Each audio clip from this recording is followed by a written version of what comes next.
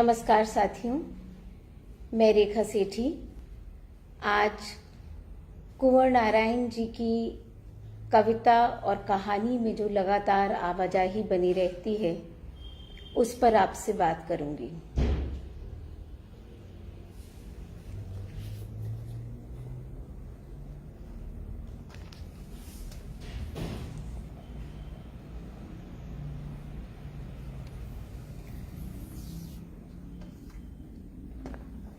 मैं अपनी बात कुंवर जी की एक कविता से शुरू करना चाहती हूँ। उस कविता का शीर्षक है ऊंचा उठा सिर।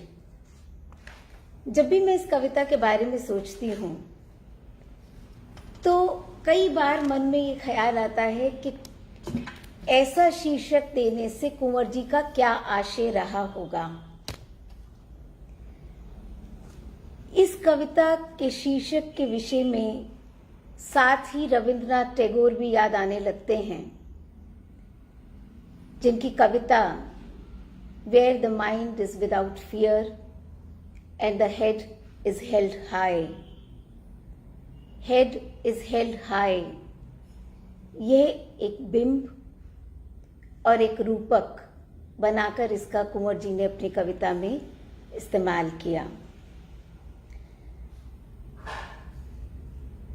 कुंवर नारायण के लिए भी साहित्य, कविता हो या कहानी या कोई अन्य विधा, निडर भाव से सिर ऊंचा उठाकर अपनी बात कहने का साहस रखते हुए बात करना उनके साहित्य का लक्ष्य रहा है।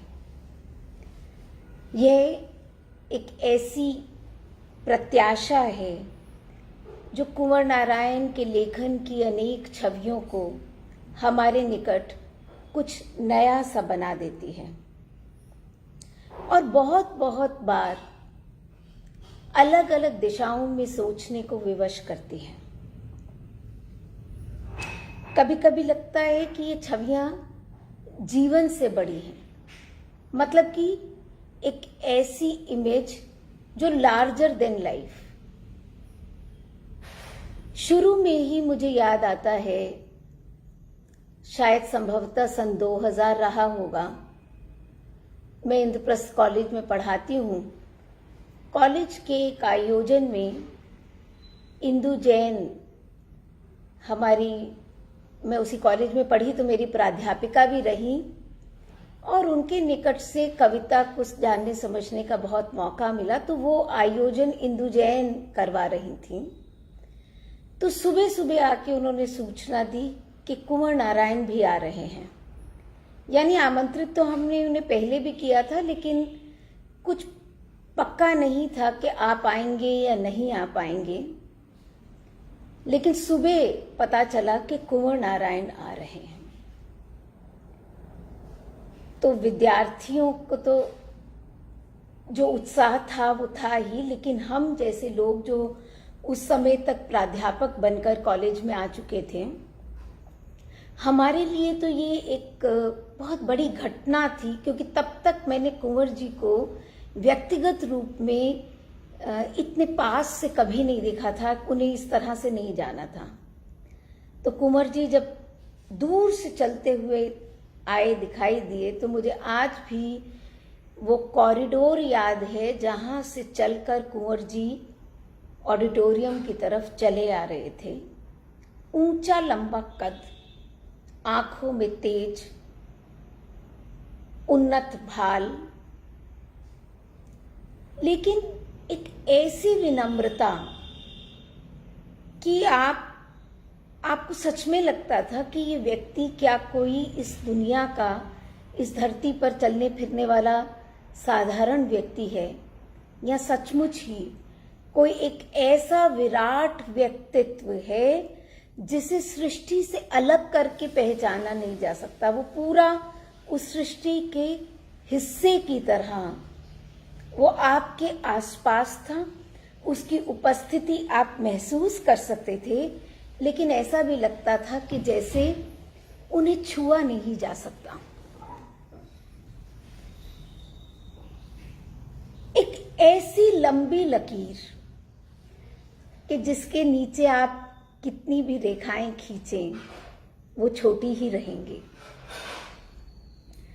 एक ऐसा सितारा जो साहित्य की दुनिया में चमकता है, लेकिन जब सितारा चमकता है तो थोड़ा दूर होता है। तो ऐसा लगता था कि कुंवर नारायण इस साहित्य की दुनिया के कोई ऐसे विराट व्यक्तित्व हैं जो हैं तो बस फलांग भर की दूरी पर हमारे पास, लेकिन जिस तक हम पहुंच नहीं सकते, जिसे हम छू नहीं सकते, उसे देखकर आप विभोर हो सकते हैं, लेकिन अपनेपन से बाह नहीं थाम सकते। बहुत दिनों तक मन में ऐसी छवि बनी रही, और ऐसी छवि का एक कारण ये भी था कि साहित्यिक दुनिया में जिस तरह उनकी उपस्थिति को दर्ज किया गया था, वो उपस्थिति भी थोड़ी थोड़ी ऐसी ही थी। यानी कि कुंवर नारायण आत्मजयी के रचनाकार, एक दार्शनिक वैचारिक कवि हैं, एक बहुत बड़े ऐसे कवि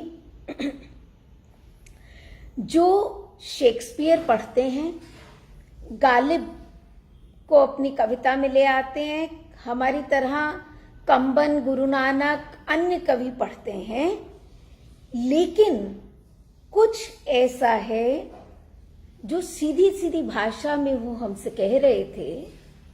मंच पर उस दिन उन्होंने 3 कविताएं पढ़ी, जिनमें एक तो अजीब सी मुश्किल में हूं इन दिनों, बाजारों की तरफ, और एक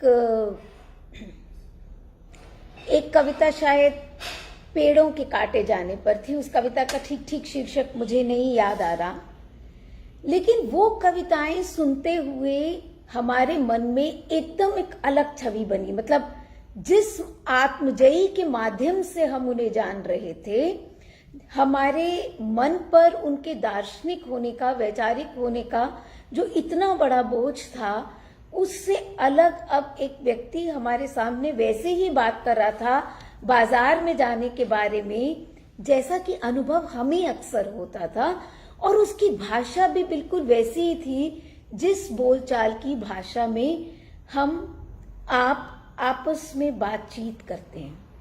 तो यानी ये जो हमारे मन की निर्मित छवि थी, चाहे वो जिस भी कारण रही हो, उससे बिल्कुल एक अलग छवि थी, जिसमें अब वो बिल्कुल निकट थे।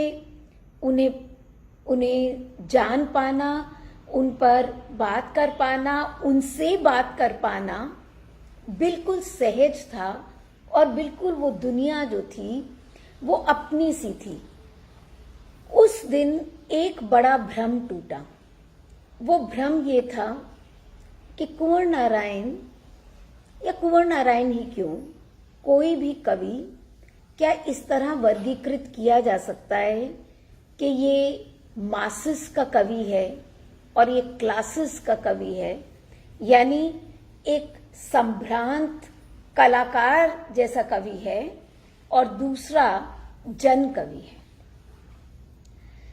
तो ये सारी बातें मैं इसलिए आपसे कर रही हूं कि अगर हमें कुंवर नारायण को जानना है तो ये जरूरी हो जाता है कि हम उनके समग्र लेखन को एक बार नजदीक से देखें। ये मौका मुझे मिला उन पर काम करते हुए, और तब ये पता चला कि कविताओं की दुनिया में भी कितनी कविताएं ऐसी हैं जो कभी सम्मेदीन की लड़ाई के दुख से दुखी होती हैं, तो कभी अचानक बहार आ जाने से बाल सुलभ जिज्ञासा से भर जाती हैं। ये कविताएं प्रेम की हैं, मोह की हैं, इतिहास की हैं। बड़ी बड़ी कहानियां हैं उन कविताओं में। अमीर खुसरो की कहानी है, कबीर मिल जाएंगे, फतेहपुर सीकरी दिखने लगेगी, और कमरे में धूप जिस तरह आती है वो बारीक छवि भी हम पकड़ सकेंगे। तो सबसे पहला मिथ कुंवर नारायण को लेके या जो भ्रम हमारे मन में था वो बिल्कुल टूट गया कि वो एक अलग तरह के कवि हैं। उनमें भी वैसी ही जिज्ञासाएं, वैसी ही सामाजिक प्रतिबद्धता दिखाई पड़ती है जैसी कि अन्य कवियों में भी थी। और मुझे लगता है कि जैसे जैसे हम आलोचना के जो चौखटे निर्मित हो गए थे एक समय पर, जैसे जैसे हम उनसे बाहर आते जाते हैं तो सभी कवियों में हमें इस तरह की आवाजाही दिखाई पड़ने लगती है। कोई भी कवि एक खास विचारधारा, खास तरह के उद्देश्यों को लेकर उस सब में बंध कर कविता या कहानी नहीं रचता। तो एक तरफ इन कविताओं में हम कविताओं की मैं बात कर रही थी और कविताओं में कहानियों की आने की बात कर रही थी। मुझे लगता है कि जैसे मुक्तिबोध ने एक बार कहा था कि किसी भी साहित्य के लिए सबसे बड़ी चुनौती क्या है, कि क्या वो साहित्य जो साहित्य के रेजिमेंटेशन है, साहित्य के जो चौखटे बना दिए गए हों, चाहे वो विषय को लेकर हों या फॉर्म को लेकर हों, तो जब तक आप इस रेजिमेंटेशन से बाहर नहीं आते तब तक आप उस साहित्य की नब्ज पर हाथ नहीं रख पाते। हमारे यहाँ जिस भी कारण हुआ, लेकिन ये एक बहुत ही विचित्र स्थिति हुई कि प्रसाद ने कहानियां लिखी, नाटक लिखे, कवि लिखे, कविताएं लिखी, लेकिन हम जिस विधा से देखते हैं, जिस तरफ से उन्हें पढ़ना चाहते हैं, तो तब हमारे लिए जो कविता पढ़ता है उसके लिए प्रसाद श्रेष्ठ कवि हैं, लेकिन तब वो उसी समय पे उनकी कहानियों की बात नहीं करता। जो नाटककार प्रसाद को जानता है वो उनकी नाटक की महानता की बात करता है, लेकिन उसी समय पर कविता की बात भले ही करता हो लेकिन कहानी की बात नहीं करता। जब कहानी की बात की जाती है तो नाटककार और कवि प्रसाद बड़े माने जाते हैं और कहानियों पर कम चर्चाएं होती हैं। मुक्तिबोध की जब हम बात करते हैं तो मुक्तिबोध की कहानियों को नजरअंदाज कर देते हैं। इसी तरह का कुछ कुछ मुझे लगता है कि कुंवर नारायण के साथ भी हुआ। एक तो उन्होंने बहुत कम कहानियां लिखी, 2 ही कहानी संग्रह उनके आए हैं, लेकिन मुझे जिस बात की तरफ मेरा ध्यान जाता है, आकारों के आसपास जो उनका पहला कहानी संग्रह है, और ये कहानी संग्रह प्रकाशित हुआ सबसे पहली बार 1973 में।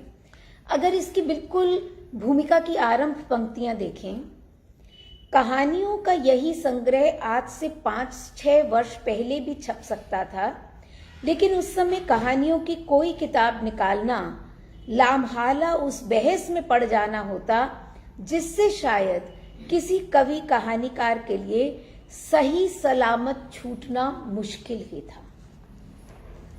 तो जिस बात की तरफ मैं आपका ध्यान दिला रही थी कि हमने जब भी जिस भी रचनाकार को जाना, हमने उसके एक पक्ष पर ही ध्यान केंद्रित किया। तो कुंवर जी के कद का भी जो रचनाकार है उसको भी 6 साल लगे ये सोचने में कि वो कहानियों की किताब प्रकाशित करे या ना करे, क्योंकि ये जो द्वंद्व है इससे कोई कवि कहानीकार छूट नहीं सकता। ये जो रेजिमेंटेशन था, ये जो दबाव है उस समय का, इसको जो भी लेखक थे उस समय के भी वो नजदीक से महसूस कर रहे थे, और ये भी अभिव्यक्ति का खतरा उठाने जैसा ही था।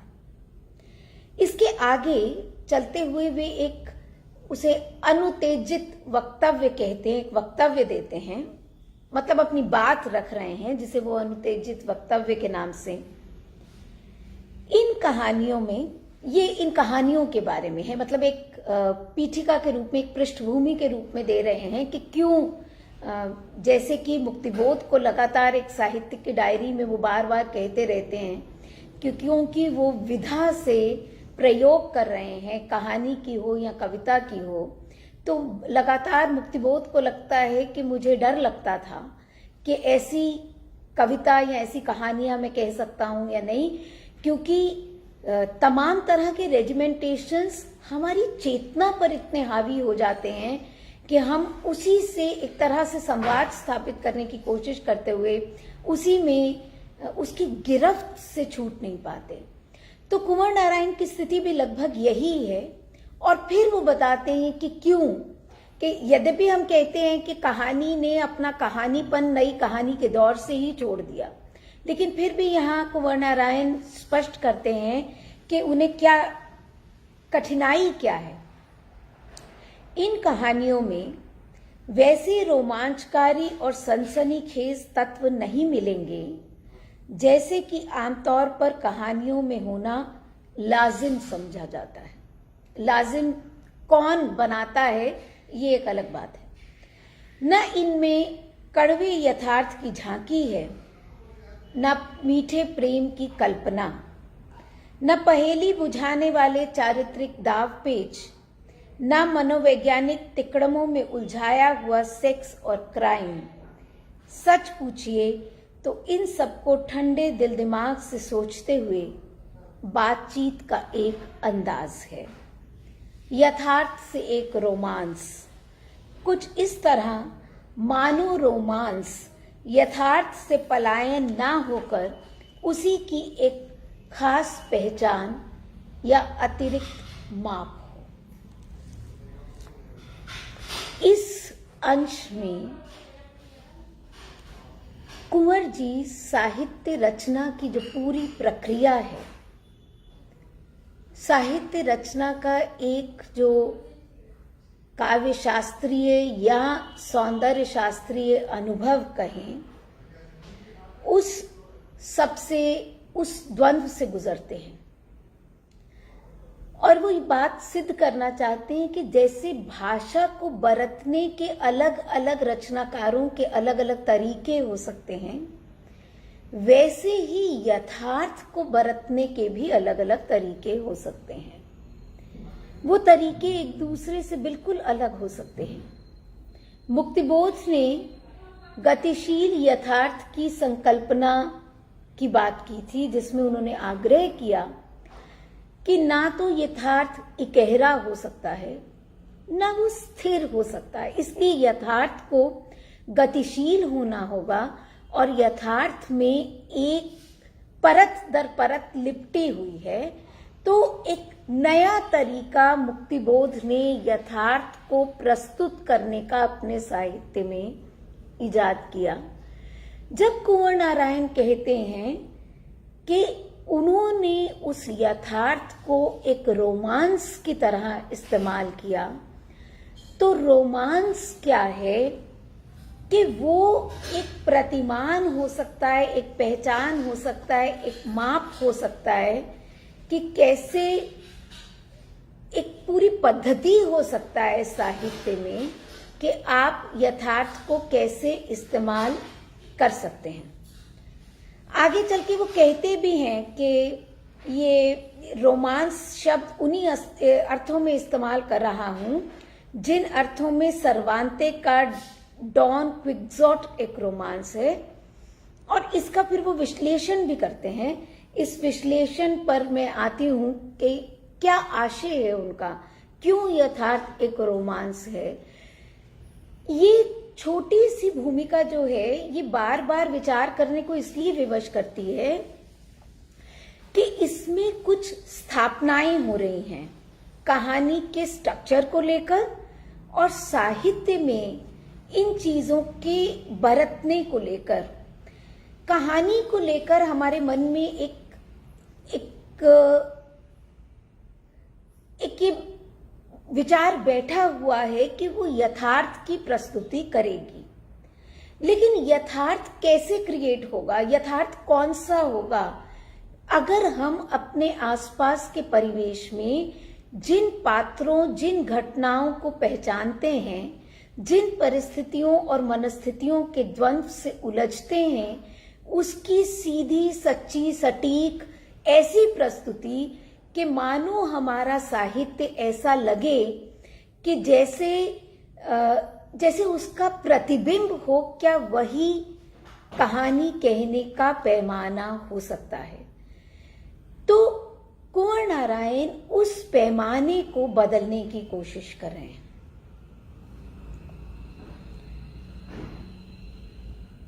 उनके वक्तव्य का अगला अंश सुनिए। कहानी कहते समय मैं पाठक को यह यकीन दिलाने की कोशिश नहीं करता कि कहानी नहीं कह रहा हूं, क्योंकि हम अक्सर ये सोचते हैं कि कोई भी कहानी की जब हम समीक्षा करते हैं तो सबसे पहला विचार यही आता है कि यथार्थ को कितने जीवंत ढंग से प्रस्तुत किया है, कैसे सीधी सच्ची खरी बात जिंदगी से उसकी कितनी गहरी संपृक्ति है, ये सब कैसे उस कहानी में सामने आ गया या उस उपन्यास में सामने आ गया, और कैसे वो हमारे समय का आईना बन गया। तो हमारा इतना अधिक आग्रह है उस प्रस्तुति की ओर कि कई दफे जो ये दबाव होता है कि सही सही वो बात आ पाई है कि नहीं, और अगर आ गई है तो मानो इसी से ही रचनाकार के कर्तव्य कर्म का मतलब उसका कर्तव्य कर्म पूरा हो गया कि उसने जो था ज्यों था उसको ज्यों का त्यों प्रस्तुत कर दिया। लेकिन यहां कुंवर नारायण लेखकीय हस्तक्षेप की बात कर रहे हैं। वो कहते हैं कि मैं 1 मिनट के लिए भी नहीं चाहता कि मेरा पाठक ये भूल जाए कि वो कहानी पढ़ रहा है और मेरी उपस्थिति को गौण कर दे, और जो पात्र हैं वो सीधे सीधे जैसे अपनी उपस्थिति दर्ज करें या अपने होने को जताएं।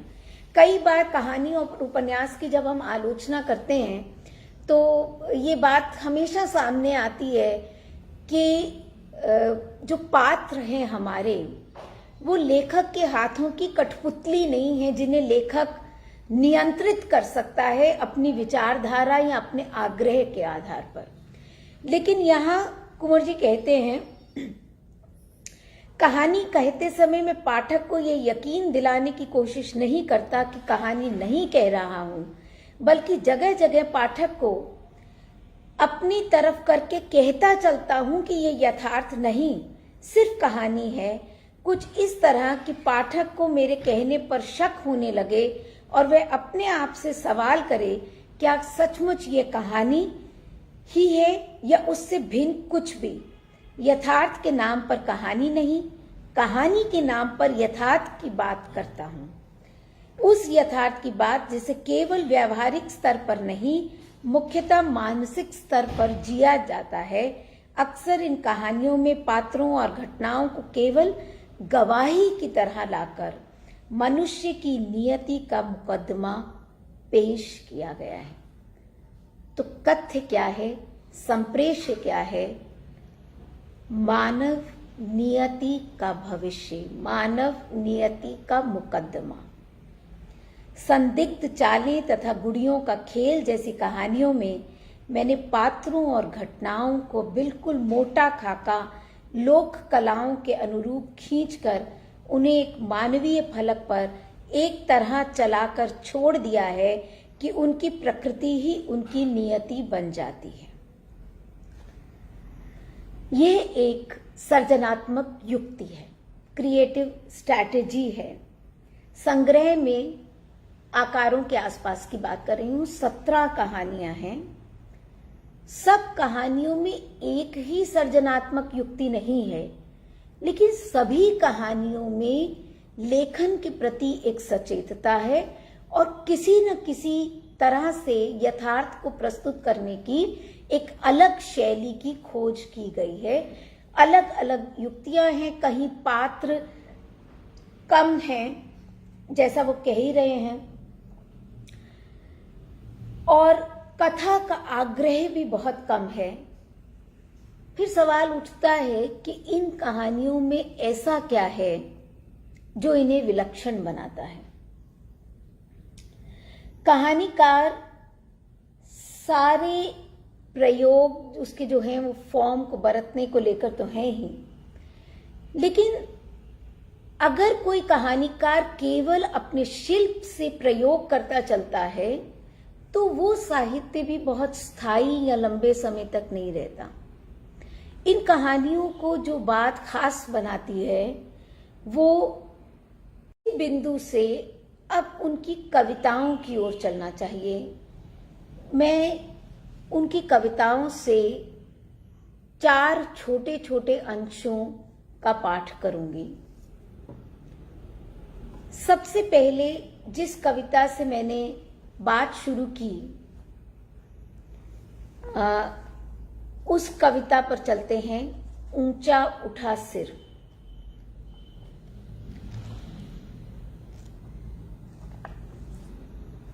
उसकी विवशता और छटपटाहट जिसे एक अंतहीन मृत्यु ने अपने सीने से चिपका रखा हो, उसकी लटकती हुई छाती, धंसा हुआ पेट, झुके हुए कंधे, वह कौन है हमेशा जिसकी हिम्मत नहीं, केवल घुटने तोड़े जा सके।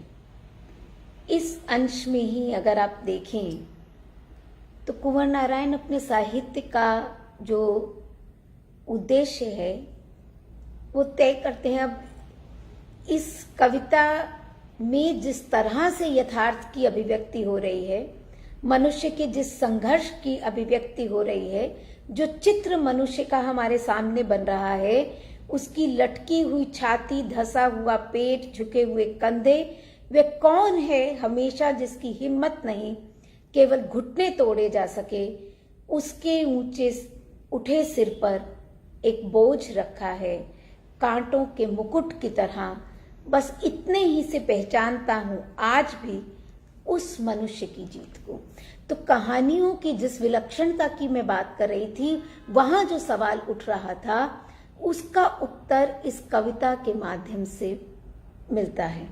ऐसे ही एक दूसरी कविता का छोटा सा अंश पढ़ूंगी, पूरी कविता नहीं। दुनिया को बड़ा रखने की कोशिश, मैं कुछ नहीं हूं कहते हुए जब भी मैंने छोटा होना चाहा, इस एक तथ्य से बार बार लज्जित हुआ हूं कि दुनिया में आदमी के छोटेपन से ज्यादा छोटा और कुछ नहीं हो सकता।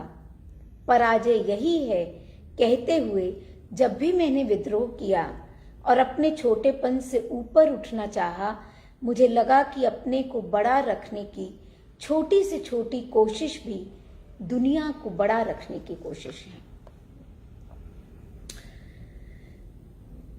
इससे फिर कहानियों की तरफ चलें। पात्र नहीं हैं, घटनाएं नहीं हैं, या पात्र बहुत कम हैं। घटनाएं उस रूप में नहीं है जिसे कि हम यथार्थवादी कहानी विद इन कोट्स यथार्थवादी कह रही हूं, जिसे हम जानते हैं, जो घटनाओं का ब्यौरा होती हैं। फिर भी कविता और कहानी दोनों अपने उद्देश्य के स्तर पर एक ही हैं। दोनों में उस व्यक्ति को ढूंढने की कोशिश की गई है, उसके पक्ष में खड़े होने की कोशिश की गई है, जिससे कि दुनिया बड़ी हो सकती है और एक आदमकद व्यक्ति का सिर ऊंचा उठा हुआ हो सकता है। वाजश्रवा के बहाने में कुंवर जी ने अपनी जीवन दृष्टि की ही मानो प्रस्तावना की हो, उसका एक छोटा सा अंश है। कुछ इस तरह भी पढ़ी जा सकती है एक जीवन दृष्टि कि उसमें विनम्र अभिलाषाएं हों, बर्बर महत्वाकांक्षाएं नहीं। वाणी में कवित्व हो, कर्कश तर्क वितर्क का घमासान नहीं। कल्पना में इंद्रधनुषों के रंग हों, ईर्ष्या द्वेष के बदरंग हादसे नहीं। निकट संबंधों के माध्यम से बोलता हो पास पड़ोस, और एक सुभाषित एक श्लोक की तरह सुगठित और अकाट्य हो जीवन विवेक। ये कुल मिलाकर एक कवि, एक रचनाकार का जीवन बोध है और साहित्य बोध भी है, जो उसकी कविता से कहानी, कहानी से कविता, वैचारिक गद्य, समीक्षा, इन डायरी के पन्ने, इन सब में आता जाता रहता है। तो आप अगर किसी भी रचनाकार को जानना चाहें, विशेष तौर पर कुंवर नारायण जैसे रचनाकार को, तो ये जो इंटरटेक्सचुअलिटी है, अंतरपाठीयता है कि आप एक पाठ पढ़ते हैं तो दूसरा कहीं प्रतिध्वनित होता है, आप दूसरे पे जाते हैं तो उससे कुछ और आपको मिलने लगता है। ये जो प्रक्रिया है साहित्य रचना की, ये कुंवर नारायण अपने साहित्य में तो इस्तेमाल कर ही रहे हैं एक सर्जनात्मक युक्ति की तरह, लेकिन उसके साथ साथ जब वो कविता रचते हैं, जब वो कहानी लिखते हैं, तब भी ये पूरी इंटरटेक्सुअलिटी, मतलब मैं कुंवर नारायण को जिस रूप में देखती हूँ, मैं कल्पना ही नहीं कर सकती कि मेरे सामने एक ऐसा व्यक्ति खड़ा होता है जो बहुविज्ञ है, जिसने बहुत कुछ पढ़ा है, बहुत कुछ समझा है, बहुत कुछ गुणा है। इसलिए उसके जीवन में जो संघर्ष के सवाल हैं वो इतने ज्यादा, जिसे कहना चाहिए कि अनेक स्तरों पर एक साथ इस तरह घटित होते हैं कि आप उसमें से परत दर परत अलग नहीं कर सकते। बहुत सारे धागे गूंथ कर जैसे एक डोरी बनी हो, वो डोरी जो आपको लगातार रेशा रेशा उसको पहचानने की समझ देती हो, और वो रेशा रेशा आप उसको उसके कई अर्थ खोल सकते हैं। ये जो संभावना बनती है कि आप उसके कई अर्थ खोल दें, ये तभी संभव है जब उस यथार्थ को कई स्तरों पर एक साथ जिया जाए, केवल भौतिक धरातल पर नहीं बल्कि मानसिक चेतना के धरातल पर उस सबको महसूस किया जाए। फिर मुझे एक पंक्ति याद आ रही है, कविता की मतलब एक पृष्ठभूमि के तौर पर ही एक उनकी कविता है, संदर्भ गुर्यनिका। गुर्यनिका एक पेंटिंग है और पिकासो ने जो बनाई, और पिकासो को उद्धृत किया गया, दो पंक्तियां कविता से पहले लिखी गई पिकासो को उद्धृत करते हुए, मैं जो सोचता हूं उसे चित्रित करता हूं, केवल उसे नहीं जो देखता हूं। यानी देखने की जो क्रिया है उसका संबंध हमारी दृष्टि से है, आंख से है, एक इंद्रिय से है। लेकिन अगर हमारा देखना उतना भर ही हो जितना हमारी आंख को दिखाई देता है, तो वैसा तो घोड़े भी देखते हैं। उस देखने को कुंवर नारायण वहां से उठा करके और बिल्कुल अतिक्रमण करते हुए उस भौतिक दुनिया का एक ऐसे यथार्थ की पृष्ठभूमि पर अवस्थित करते हैं जहां आप उस यथार्थ की निर्मिति करते हैं जिसे आपने सोच के स्तर पर भी जिया है, जिसे आपने बोध के स्तर पर अर्जित किया है। तो इस तरह जो स्थापनाएं इन कविताओं में पंक्ति दर पंक्ति आती हैं, वही स्थापनाएं कहानियों में हस्तांतरित हो जाती हैं। मैं आपको अभी कुछ कहानियों के कुछ अंश पढ़ के मतलब उसमें भी बताऊंगी कि कैसे जो बातें अभी हमने की वो वहां ध्वनित होने लगती हैं। इस सोचने से कहानी निर्मित होती है। जैसे अगर हम आकारों के आसपास की सबसे पहली कहानी को ही लें, पहली कहानी का शीर्षक ही है आकारों के आसपास। अगर प्राध्यापकीय शैली में मैं इसका विश्लेषण करूं तो अगर मैं इससे देखूं कि इसमें घटना क्या है, पड़ोस में एक बच्चे की मृत्यु की सूचना एक घटना के तौर पर इसमें दी गई है। पात्र कौन है? हवा और रोशनी। मूल्य क्या है? एक ऐसी आंतरिकता जिसमें सुरक्षा है और आत्मीय स्वतंत्रता भी। तो एक साथ तीन चीजें कुंवर जी लेके चल रहे हैं। वो घटना जरूरी नहीं है, क्योंकि ऐसी घटनाएं तो अखबारों के पृष्ठों पर हर रोज आती हैं, उनसे हमारा हर रोज सामना होता है।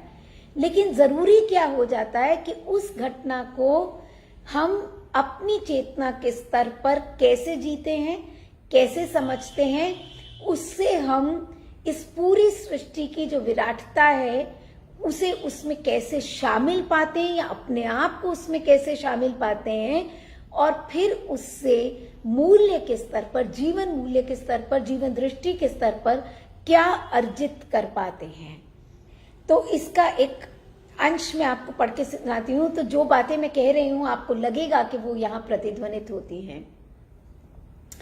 इन दीवारों में एक आश्वासन है, क्योंकि ये मेरी अपेक्षा बदलती नहीं। हवा और रोशनी जिनके आते ही कमरा बदल जाता है, बाहर रखे जा सकते हैं।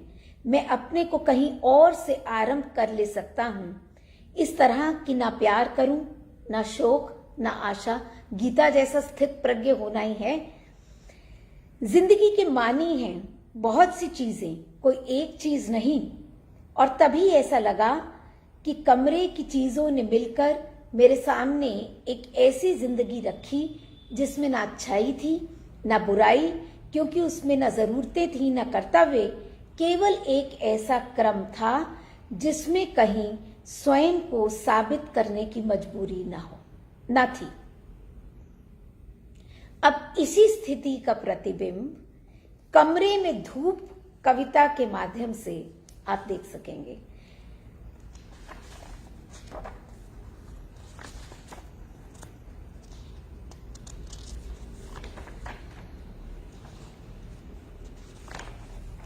माफ कीजिएगा, 108।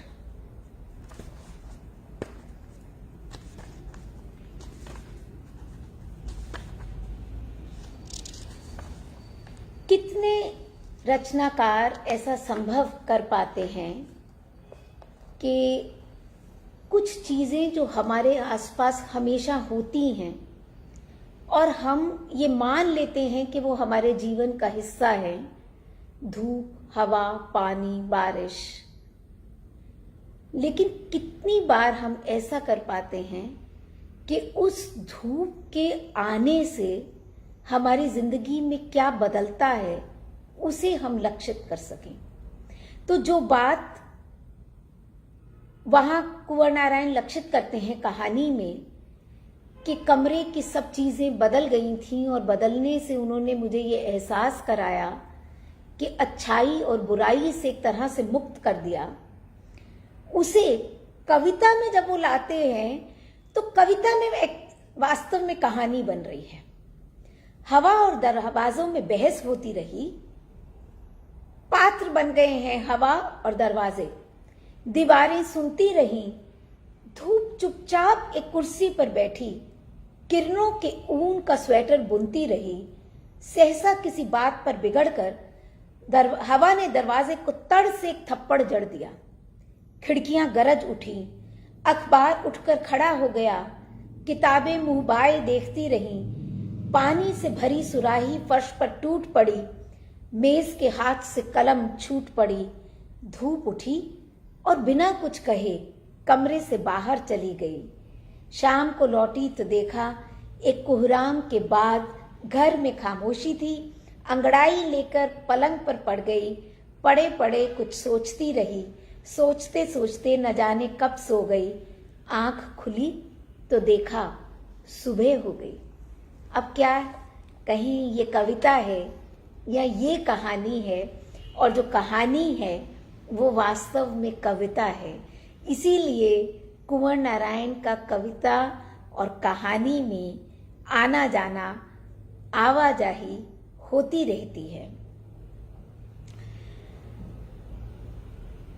अभी हम चर्चा कर रहे थे कि बहुत कम कहानियां लिखी और हर कहानी अपने आप में अलग अलग है, लेकिन हर कहानी उस तरह की बेजोड़ हो ऐसा भी नहीं है।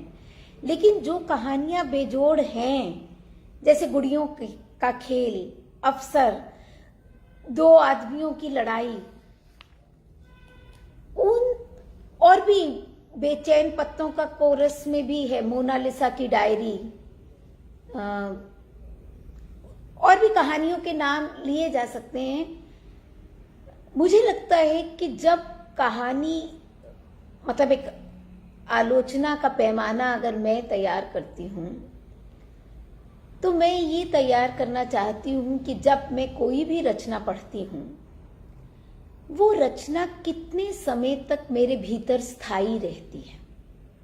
अगर इसको मैं एक पैमाना मानती हूँ तो मैं ये देखना चाहती हूँ कि कुंवर नारायण की कितनी कहानियाँ हैं जो मेरे मन पर दस्तक देती रहती हैं, या कैसे कुछ पंक्तियाँ उनमें आती हैं। जैसे एक पंक्ति है, संदिग्ध चालें शीर्षक की है कहानी का, उसमें एक पंक्ति में कुंवर जी कह रहे हैं, कुछ बातें बहुत आहिस्ता से कही जाती हैं लेकिन बहुत दूर तक सुनाई देती हैं।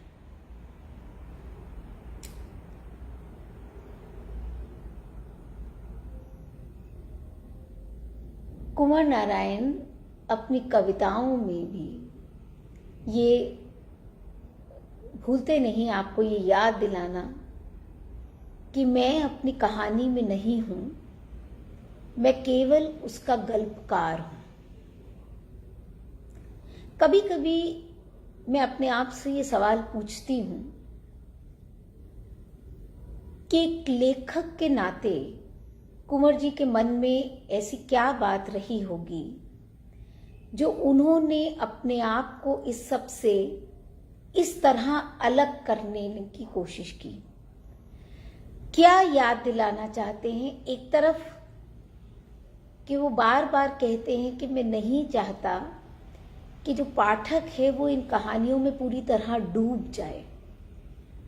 अब अगर हम देखें तो जो पोस्ट मॉडर्निस्ट उत्तर आधुनिक विचार क्षेत्र है वो बार बार ये कहना चाहता है कि जो पाठक है वे स्वयं अर्थ का निर्माता होता है और जरूरी नहीं है कि वो लेखक के बताए दिशा निर्देश के अनुसार ही कहानी को ग्रहण करे। ये जरूरी नहीं है कि वो उसमें इतना डूब जाए कि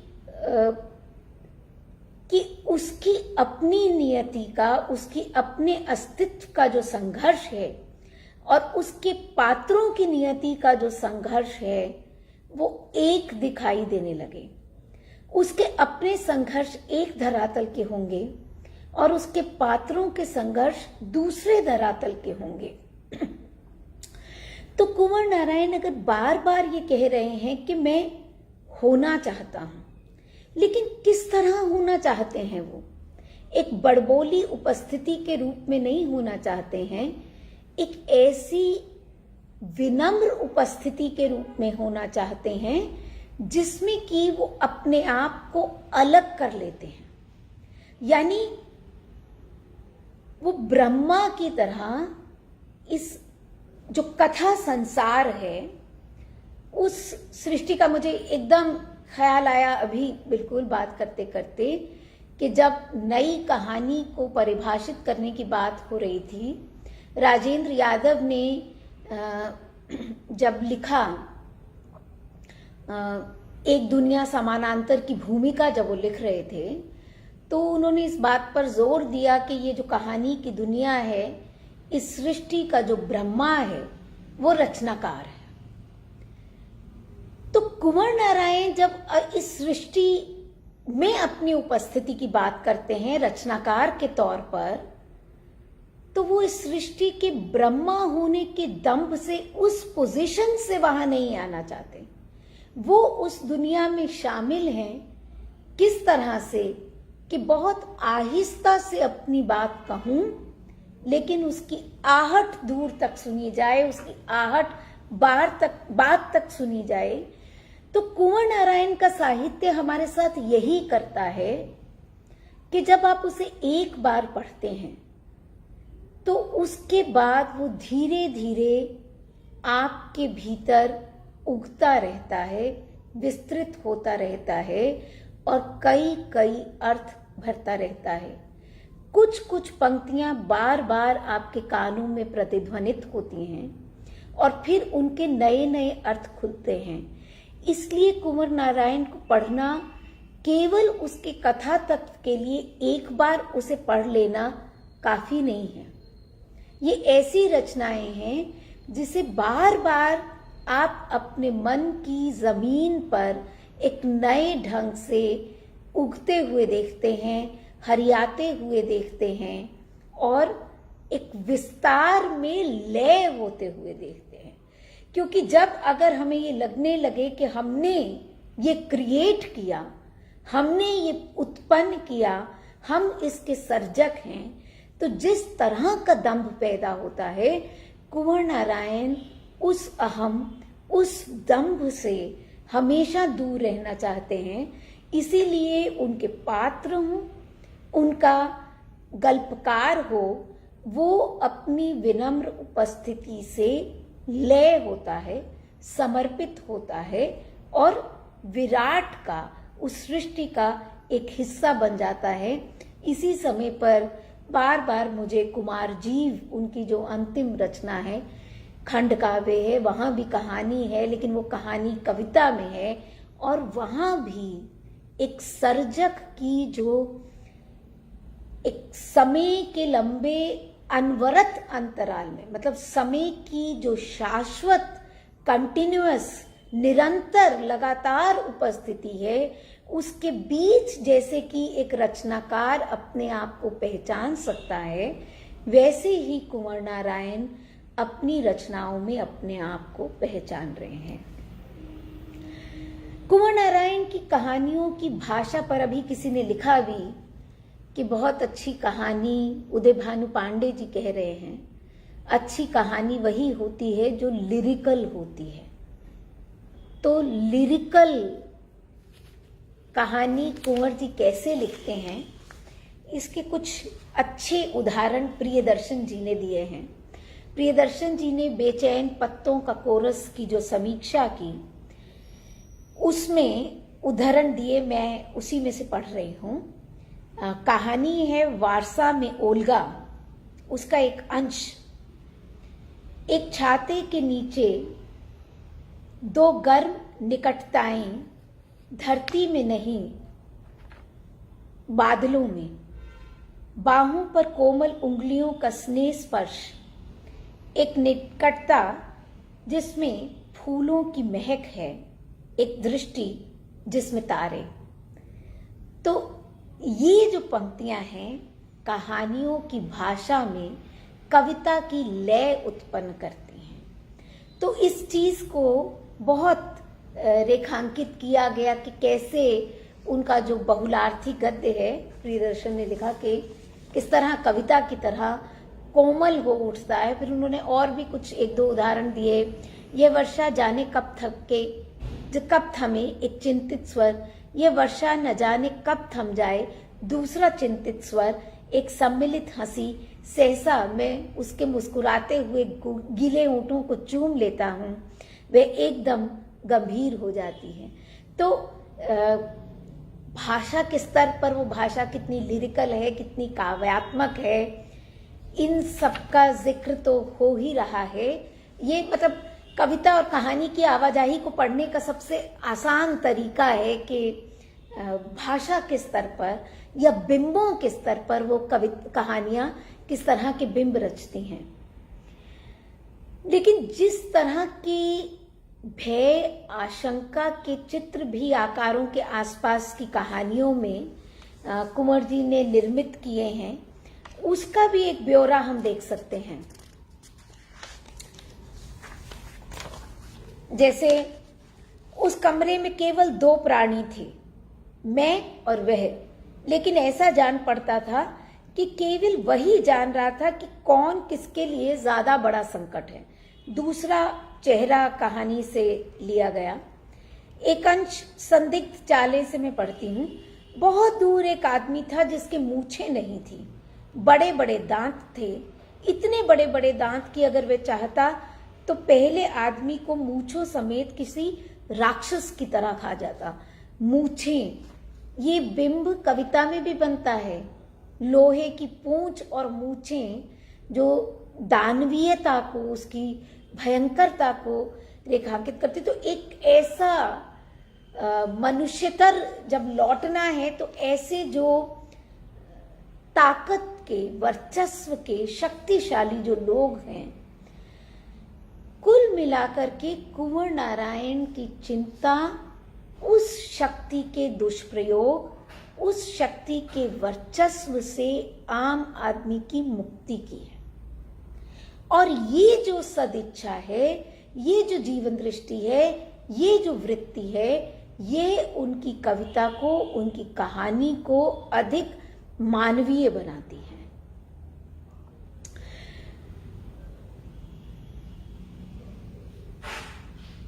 कुंवर जी की कहानी हो या कविता, उसकी पहचान उन क्षणों में होती है जब जीवन स्थितियां नैतिकता के गहरे संकट बोध को प्रत्यक्ष करती हैं। जैसे कुमार जीव में कि जब उसे कैद कर दिया गया है, तब वो जीवन को किस तरह जिएगा? क्या वह अपने विवेक को तब भी स्थिर रख पाएगा? क्या वह अपने समय को फिर उसी तरह पढ़ पाएगा? क्या वह आशा के जुगनू अर्जित कर पाएगा? क्या वह अपने मन के भीतर एक ऐसा समय रच लेगा जिसकी सीमाएं भौतिक समय की सीमाओं के पार होंगी?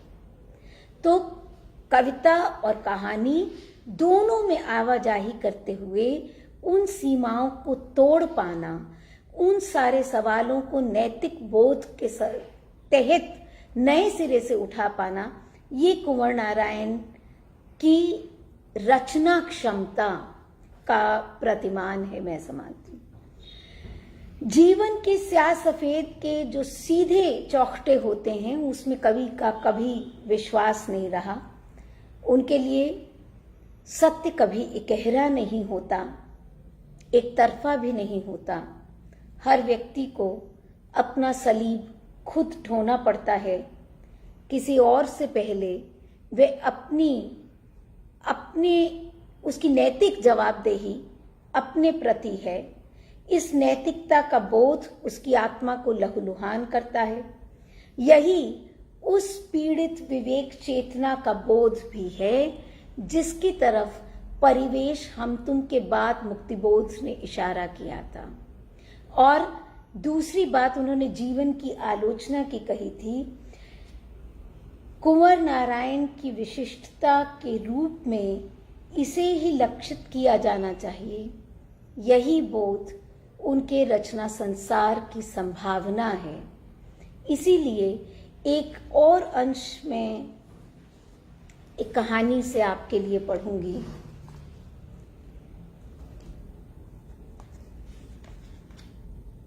ये अंश इसलिए पढ़ना चाहती हूं, गुड़ियों का खेल कहानी से है।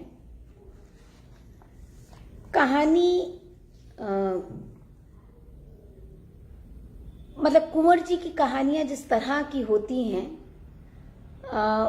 उसके मुकाबले में काफी मतलब थोड़ी लंबी कहानी है।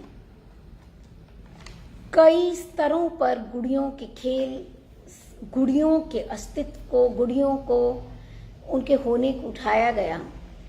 लेकिन जो अंश मुझे इस कहानी का एकदम जैसे कौंध की तरह आता है, जो आपको झकझोर देता है, वो अंश एकदम शुरू में ही आता है। लड़का, गुड़िया, दर्शक, वो खेल दिखाने वाला लड़का है। सबका संबंध आमूल बदल जाता उस पर्दाफाश के अटपटे क्षण में, पर ऐसा करना शायद उस मासूम लड़के के प्रति अनावश्यक निष्ठुरता होती जबकि उसके खेल से अधिक उसकी कोशिश के प्रति उदारता दिखाने की जरूरत थी। मुझे लोगों के रूखे व्यवहार से घृणा हुई, पर किया भी क्या जा सकता था। रुखाई ज्यादा से ज्यादा अभद्रता की कोटि का अपराध है जिसके विरुद्ध कोई कार्रवाई नहीं की जा सकती, वरना उन लोगों को उतनी सजा तो मिलनी ही चाहिए जितना कष्ट उन्होंने उस नादान लड़के को अपनी रुखाई से दिया था। अनायास ही मुझे लगा कि मैं उन सब लोगों की ओर से उस लड़के के सामने अपराधी हूं और मुझे किसी न किसी रूप में उस अकारण निष्ठुरता का प्रतिकार करना चाहिए। ये कहानी का मैं है। कुंवर जी ने हमें बार बार याद दिलाया है कि इसे लेखक नहीं समझना है। रचनाकार लिख रहा है, लेकिन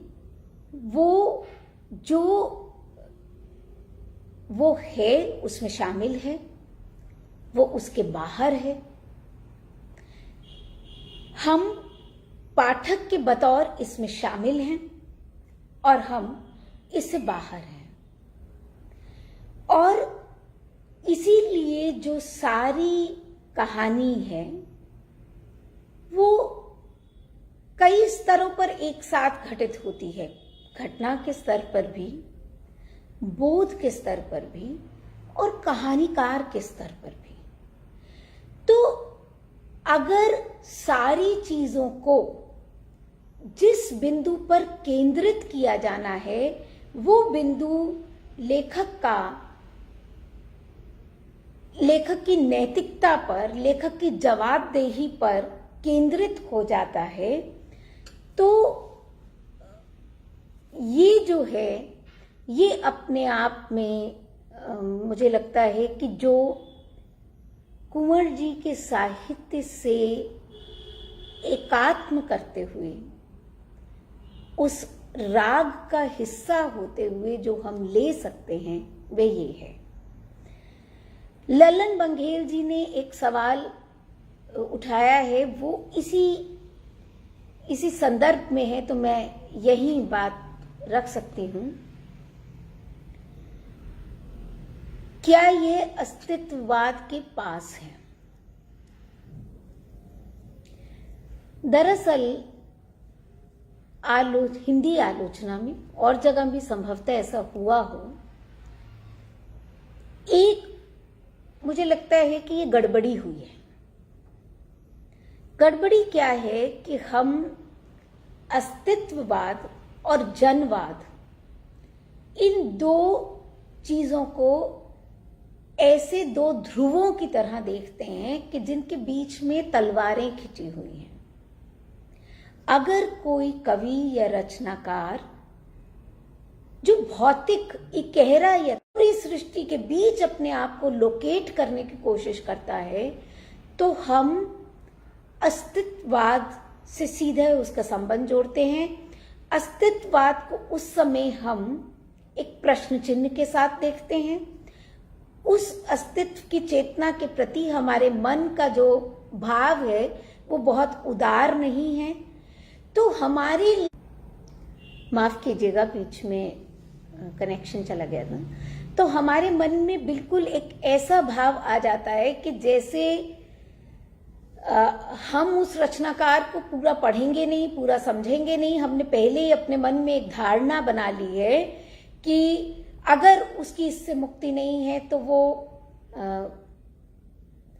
स्पृहणीय नहीं है, वो पढ़ने की बात नहीं है, वो ओवररेटेड है, उसके पास देने को कुछ नहीं है। तो मुझे लगता है जितना जितना हम इस तरह के ये जो श्रेणीबद्धता है, ये जो हमारे सोचने के दायरे हैं, ये जो चौखटे हमने खुद निर्मित किए हैं, अगर हम किसी भी रचना को, मेरी कम से कम आलोचना दृष्टि यही है कि मैं उस रचना को उस रचना की मार्फत पढ़ना चाहती हूँ, बहुत पहले मेरे एक अध्यापक थे, उन्होंने मुझे कुछ भी पढ़ने की एक दृष्टि जैसे दी थी, मतलब एक गुर की तरह उन्होंने मेरे हाथ थमाया था कि कहा तो कविता के संदर्भ में कि कविता से सवाल करो, कविता तुम्हें जवाब देगी। मैं आज भी यही मानती हूँ कि रचना से सवाल करें, रचना स्वयं उत्तर देगी, और जो उत्तर हों अपने पूर्वाग्रहों के कारण हम उस पर लेबल ना लगाएं, हम उसे उसकी सीमाओं में ना पहचाने, तभी हम किसी रचनाकार को उसके मर्म को, उसकी सीमा और संभावना दोनों को हम तभी ठीक ठीक पहचान पाएंगे। एक दूसरी बात जो कहना चाहती हूं कि हमारे लिए जब भी हम आलोचना करते हैं तो एक हद तक हम या तो हीरो वर्शिपिंग करना चाहते हैं कि वो साहित्यकार बहुत महान है, या फिर हम उसे पूरी तरह ध्वस्त कर देना चाहते हैं, उसे पूरी तरह डिमोलिश कर देना चाहते हैं, उससे हमारा कोई वास्ता ना हो। ये दोनों ही अतिवादी दृष्टियां हैं। होना ये चाहिए कि हर रचनाकार की अपनी एक सृजन भूमि होती है, उस सृजन भूमि को हम पकड़ पाएं और उससे उस रचनाकार को, वो उसकी साहित्य को समझने की कुंजी होती है, वो हमारे आग्रह का प्रतिमान नहीं होती। तो अगर आज देखा जाए तो इसलिए आलोचना के कोई नए प्रतिमान नहीं बनते हैं, कोई तयशुदा रास्ते नहीं हैं, कोई सर्च लाइट नहीं है जिसे लेकर हम उसमें वो ढूंढने निकलेंगे। तो मुझे लगता है कि जो भी मतलब ऐसी आलोचना करने से जो भी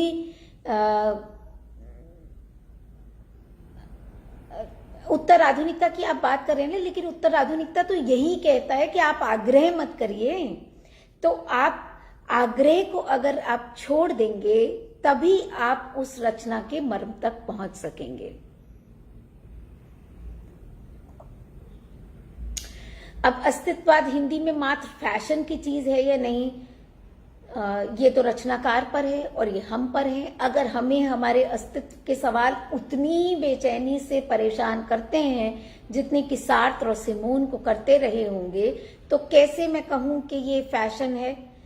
अगर केवल फैशन के लिए अपनाया है कि अपना अकेलापन और अपनी उदासी दिखानी है, या अपने होने के संकट को उस तरह महसूस करना है, तो ये तो रचनाकार पर है और ये हम पर भी है कि हम उसे कैसे ग्रहण करें। तो यही मेरा आग्रह है कि आप किसी भी चीज को, ये माइक्रोसॉफ्ट वर्ड का ट्रैक चेंजेस नहीं है कि आप एक्सेप्ट या रिजेक्ट करते जाएंगे, क्योंकि आप उसे कैसा समझते हैं ये वहां है। आप उससे जुड़ सकते हैं, आप उससे नहीं जुड़ सकते हैं, हर चीज से आप नहीं जुड़ते हैं। किसी एक लेखक की कोई एक चीज, कोई एक पंक्ति अनेक स्तरों पर प्रतिध्वनित होती है, बहुत अच्छी होती है, और कहीं उसके हाथ से गिरफ्त छूट भी जाती है, लेकिन ऐसा होना उसको कमतर नहीं करता है। ऐसे अंतर विरोधों को स्वीकार करने की भी हमें साहित्य में आदत होनी चाहिए। तो मुझे लगता है कि इसी नजरिए से, तो जब हमने ये सोचा कि हम कविता और कहानी के बीच आवाजाही की बात करें, तो इसीलिए हमने ये आवाजाही की बात की। और मैं बहुत शुक्रगुजार हूँ अर्पण कुमार जी की, क्योंकि ये शीर्षक उन्होंने मुझे सुझाया। तो इसीलिए कि ये रास्ते बने रहें, ये बातचीत बनी रहे, और ये जो बातचीत होती है, कुंवर जी हमेशा कहते थे कि ये गुंजाइश पैदा करती है, ये ऐसी गुंजाइश पैदा करती है जहां अलग अलग संस्कृतियां आपस में बातचीत कर सकती हैं। तो ये गुंजाइश बनाए रखना भी बतौर पाठक, बतौर आलोचक, बतौर साहित्य के मर्मज्ञ के हमारा दायित्व है। तो इसलिए मेरी हमेशा यही कोशिश रहती है। और मैं अब अपनी बात समाप्त करूंगी एक छोटी सी कुंवर जी की कोई कविता पढ़ते हुए। लेकिन उससे पहले मैं आप सभी साथियों का आभार व्यक्त करना चाहती हूँ आज जुड़ने के लिए। अर्पण कुमार जी को विशेष रूप से धन्यवाद देना चाहती हूँ कि उन्होंने मुझे आपसे बातचीत करने का ये अवसर दिया, और जनसुलभ पुस्तकालय ने जिस तरह की पहल की है उसके लिए उनका अभिनंदन करती हूँ। और एक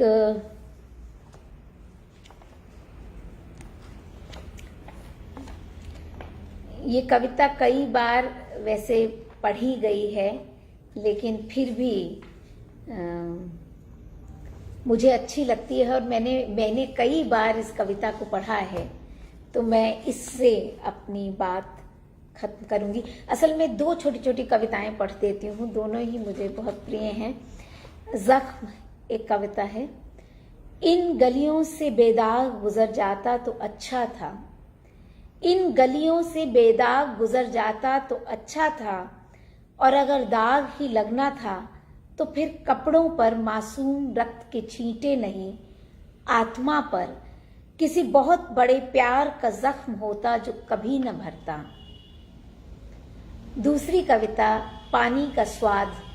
ये कविता मुझे हमेशा इसलिए प्रिय लगती है कि जैसे ही मैं जिस दृष्टिकोण से साहित्य को पढ़ती हूँ, जिस मध्यस्थता की बात करती हूँ, वो एक दर्शन के रूप में एक बहुत सादगी से इस पूरी कविता में विन्यस्त है।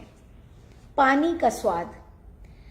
अकड़ कर कहता है नमक, मैं तो हूं नमक, मैं कभी नहीं बदलता अपनी राय और पानी में घुल जाता। इतरा कर कहती शक्कर, मैं तो हूं मीठी, मीठी ही रहूंगी हमेशा और पानी में घुल जाती। इसी तरह खट्टा, कड़वा, तीता, बखटा, हर स्वाद अपनी अपनी अकड़ और ऐंठ लिए घुल जाता पानी में। पानी कहता मैं हूं जीवन, हर स्वाद के लिए जगह है मुझ में। माध्यमिक है मेरी क्षमताएं, समास हूं विभिन्नताओं के बीच। ऐसी ही आवाजाही कुंवर नारायण के साहित्य में होती है, एक समास विभिन्नताओं के बीच। बहुत बहुत शुक्रिया, धन्यवाद, नमस्कार।